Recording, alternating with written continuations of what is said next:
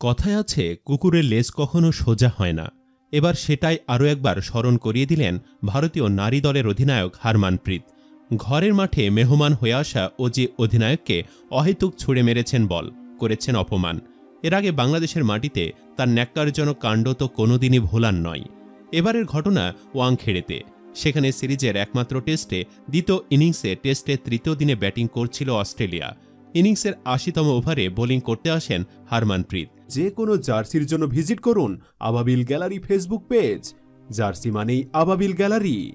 ওভারে তৃতীয় বলে হারমানপ্রীত বরাবর শট করেন অস্ট্রেলিয়া অধিনায়ক অ্যালিসা হিলি। এখানেই ঘটে নাটকীয়তা।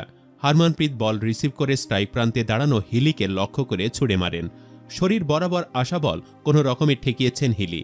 পরে সেটা থার্ড ম্যান দিয়ে ৪ হয়ে যায়। যে কেউ ভাবতে পারেন হিলি হয়তো রান নিতে চেয়েছিলেন বা অন্য কোনো কিছু করেছেন। তবে আদতে মিসেস স্টার কিছুই করেননি। অহেতুক তার দিকে বেয়াদবের মতো বল ছুড়ে মারেন হারমান। অস্ট্রেলিয়া অধিনায়ক বেশ হতভম্ব হয়েছেন এমন ঘটনায়। এখানেই ক্ষান্ত হননি হারমানপ্রীত। এরপর বেহায়ার মতো অবস্টার্টিং দ্য ফিল্ডের আবেদনও করে বসেন। যদিও অনফিল্ড আম্পায়ার অনিল চৌধুরী ও এন জননী তার নাকচ করে দেন।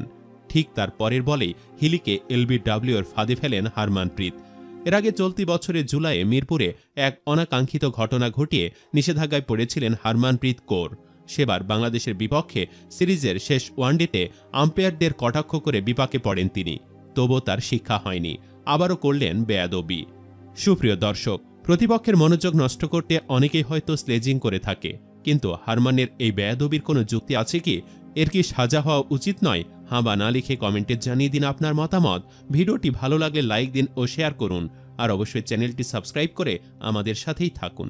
ধন্যবাদ।